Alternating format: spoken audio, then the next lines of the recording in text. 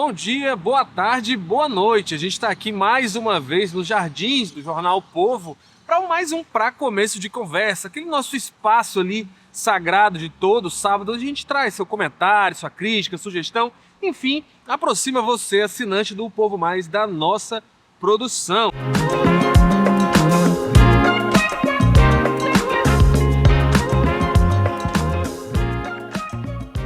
Eu já vou começar aqui direto com um comentário do assinante Francisco Júnior na coluna Desaprovação em Alta no Continente, né? Foi um texto aqui do nosso colega Érico Firmo, em que ele analisa assim, o momento em que as pesquisas de opinião estão mostrando aqui no panorama na América Latina, né? Praticamente todos os países grandes, maiores aqui do continente, você tirando ali o México, né, que a Cristina Sheinbaum tem uma avaliação um pouco mais positiva, todos os outros presidentes hoje estão com uma avaliação negativa maior do que a positiva. E é isso que o Érico dá ali uma luz, joga, faz uma análise sobre isso. E o Francisco comenta, né? O fato de o governo estar com mais de 50% de desaprovação não quer dizer que as pessoas queiram trocá-lo. Afinal, os sucessores disponíveis podem ser ainda piores. Em outras palavras, ruim com ele, pior sem ele, né? É exatamente, Francisco, isso que você fala é um ponto interessante da gente analisar nesse tipo de pesquisa, né? Não só essa questão de querer trocar, né? Mas automaticamente muita gente lê a desaprovação de um governo, por exemplo, ali a queda de avaliação do Milei na Argentina, como se isso significasse, às vezes, uma ascensão da oposição, né? Como se a queda da popularidade do Milei necessariamente significasse que o kirchnerismo está tendo uma sobrevida, e não é exatamente isso que a coisa funciona, né? Em muitos cenários pode até ser isso, mas em outros a gente vê que essa desaprovação, essa perda de fôlego, de avaliação positiva tem muito mais a ver com frustração do eleitorado, ou muitas vezes até por um sentimento de apatia, né? De que achar que aquela situação não está boa, mas pode gerar até um descrédito na política geral, né? Os outros candidatos, os outros nomes colocados no cenário nacional também não estarem com essa bola toda, né? Aqui no Brasil mesmo, a gente estava vendo, né, recentemente a pesquisa Quest, no final de janeiro, deu pela primeira vez, né, desde o início do terceiro mandato do presidente Lula, uma desaprovação do governo maior do que a aprovação, né, a taxa do Lula pela primeira vez ficando ali no vermelho, né?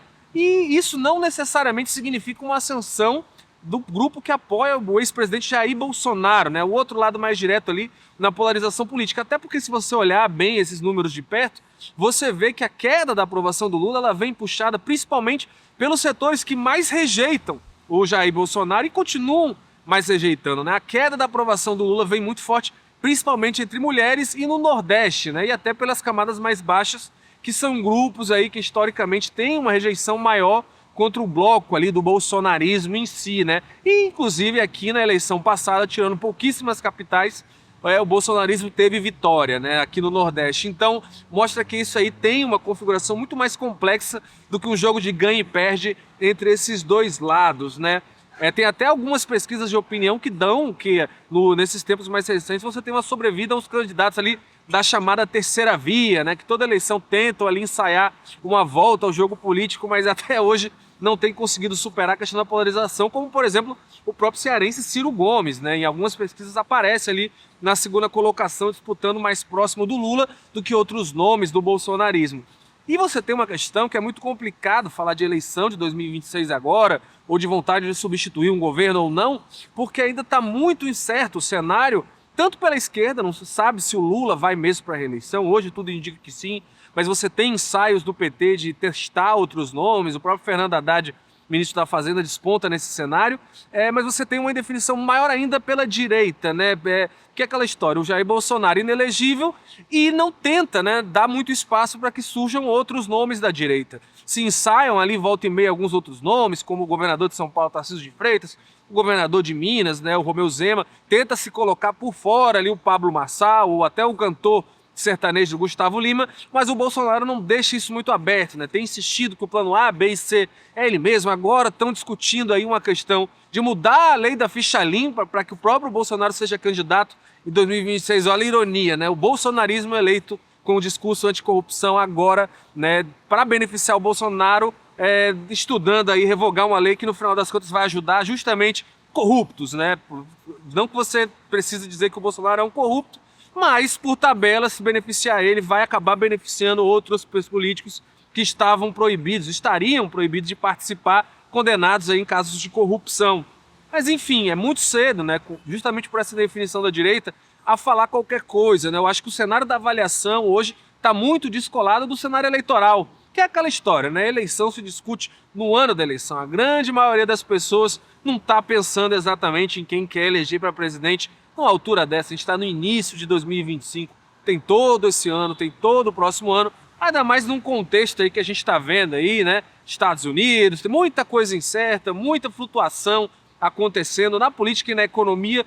Então, eu acho que quem quiser fazer aposta agora vai estar fazendo muito mais torcida do que uma análise desse cenário. Vamos agora aqui para o segundo comentário do assinante Amanciro Cordeiro. Ele fala mais uma coluna do Érico Firmo, né? O Érico está em alta aqui entre os nossos assinantes, falando o destino de uma ex-potência. Fala aí de um final um pouco melancólico que se anuncia o PSDB, que já foi, né, um dos maiores partidos, ou o maior partido do Brasil, governou o país 2 vezes com o Fernando Henrique Cardoso. Aqui no Ceará também foi uma potência, com o Tasso Gereissati, Lúcio Alcântara, e até depois, né, e que hoje aí está mal das pernas, encaminhando para fazer uma fusão com o PSD ou com o MDB, e vivendo um pouco de reboque do PT, né, define para qual partido vai com base em qual eles vão poder fazer oposição, enfim, um final um pouco meio triste, sem muita altivez. E diz aqui o Amancino, né? O PSDB foi uma potência enquanto governava como administrador dos interesses do povo brasileiro. Mas quando partiu para administrar os seus próprios interesses políticos, deu no que deu, virou nanico, né? Enfim, ele comenta aqui essa novidade, né? Porque principalmente nessa última semana que o ex-vice-prefeito de Fortaleza, que era presidente estadual do PSDB aqui no Ceará, o Elcio Batista, anunciou o afastamento dele, né, da presidência do partido aqui no Ceará. E foi um afastamento um pouco melancólico, né? Entre o pessoal do próprio partido, a gente vê que a avaliação foi bastante negativa, porque o Elcio assumiu o PSDB alguns anos atrás, muito com um discurso de revigorar, de revitalizar o partido.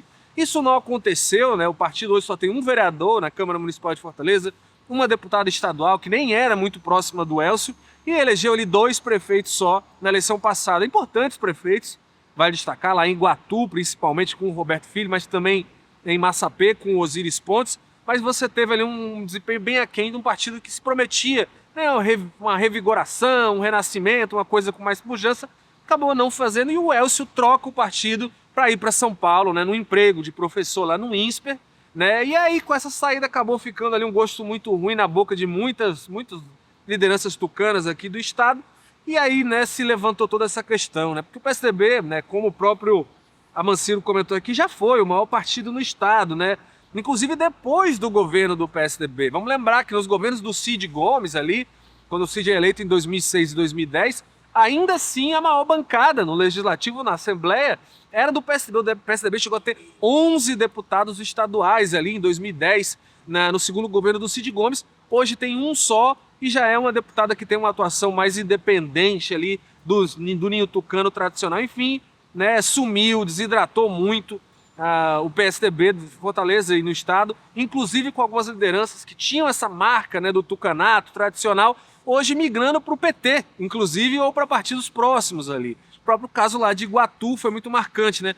O atual prefeito de Iguatu, que é do PSDB, disputou contra o Willo Neto, que estava afiliado ao PT, mas que é filho do Agenor Neto, um ex-prefeito que era uma liderança histórica, tradicional do PSDB aqui no estado. Enfim, ficou ruim para o PSDB, né? Muitos erros de condução e, como o próprio Amanciro falou, muita disputa pessoal, política ali entre, né? Eu acho que assim, que se fosse colocar um ponto definidor dessa queda, né, dessa decadência, foi ali em 2014, né? O Aécio Neves sai da eleição muito forte, um Brasil completamente dividido ali, uma eleição extremamente acirrada na reeleição da Dilma Rousseff. E o Aécio, ao invés de assumir, pegar essa parcela do eleitorado, né, e puxar as rédeas, tentar construir uma oposição, fez um caminho muito perigoso de questionar o resultado, pedir uma recontagem das votações, depois entrou com o processo, acompanhou o processo de impeachment contra a presidente. Isso acabou ali, durante muitos anos, alimentando um sentimento antipolítica que acabou engolindo o próprio PSDB, que depois foi muito fortemente atingido pela Lava Jato, né? A Lava Jato, que foi tanto colocada ali pelo Aécio Neves na eleição de 2014, acabou ali atingindo fortes lideranças do partido, inclusive o próprio Aécio. Então muita gente que não gostava do PT, acabou buscando uma resposta ainda mais, né, à direita, a oposição ao PT, aí nisso se fortalece muito outros movimentos ali, como principalmente, né, o bolsonarismo. E aí você soma aí disputas internas, por exemplo, lá em São Paulo, né? São Paulo era o reduto, tinha ganhado todas as eleições desde a redemocratização até ali 2010, todos os governadores, né, 2014, aliás, tinham sido do PSDB, e o João Dória ali acaba tendo muita discordância interna para puxar os rumos do partido, saem quase todas as lideranças históricas do partido, enfim, um final aí bem melancólico para o PSDB, que agora pode sequer existir, né? Vinha ser incorporado por outro partido e deixar aí de existir essa sigla dentro do repertório político brasileiro. Vai ter quem sinta falta?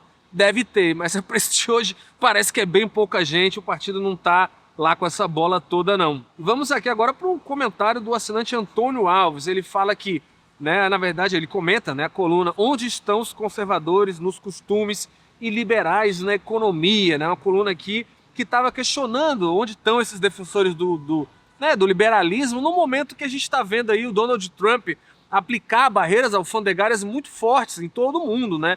Ele aplica um certo liberalismo, a desregulamentação internamente ali dos Estados Unidos, da porta para dentro, mas da porta para fora no cenário internacional é muita intervenção estatal, é criação de barreira, enfim, tudo que vai contra o ideário liberal tradicional, que é facilitar o fluxo de pessoas, mercadorias, serviços, é tudo o oposto do que o Donald Trump tem praticado lá nos Estados Unidos, né? Inclusive prejudicando o Brasil. Agora recentemente foi anunciada aí, né, taxação de aço brasileiro e de alumínio, vai prejudicar muito fortemente, né, o Brasil. Alguns estados vão sair até piores, né, prejudicados, como Minas Gerais e o próprio Ceará, né, que hoje é um dos grandes setores da nossa economia, essa exportação de aço. A gente tem a indústria da ArcelorMittal aqui, a gente tem a Aço Cearense, o próprio Porto do Pecém virou uma referência na siderúrgica ali, tanto para produção como circulação desse tipo de produto.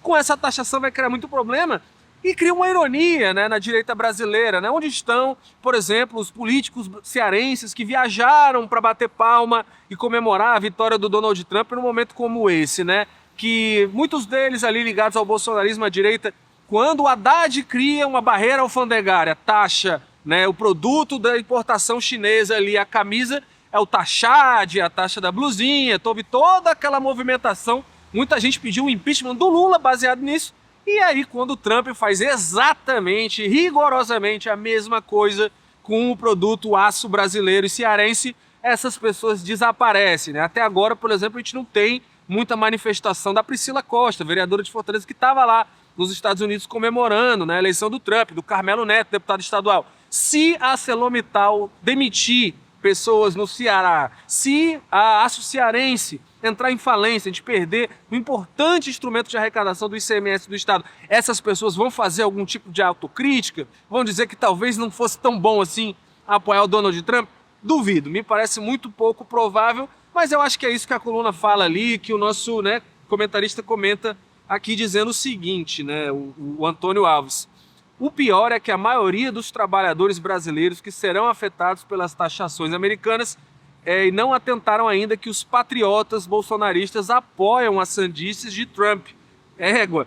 Enfim, é uma provocação aí que faz sentido, aí a gente ainda tem que ver muito bem para onde que isso vai caminhar, mas de fato, né, eu acho que a grande lição, o recado que fica disso, né, que não dá muito, né, um lembrete da gente que as soluções para o Brasil não vão vir de fora, né, tem que ser feitas aqui e pela gente, pelos brasileiros, né, ficar esperando que o presidente dos Estados Unidos beneficie de alguma forma a economia brasileira é um pouco surreal. E enfim, né, cada presidente que cuide do seu país não é exatamente um problema para os americanos. O Trump está fazendo isso, ele está cumprindo o que ele foi eleito para fazer. E estranho é brasileiro que fica celebrando a ação de governante exterior, principalmente quando isso gera problema aqui para o Estado brasileiro e, enfim, para o Estado do Ceará como um todo.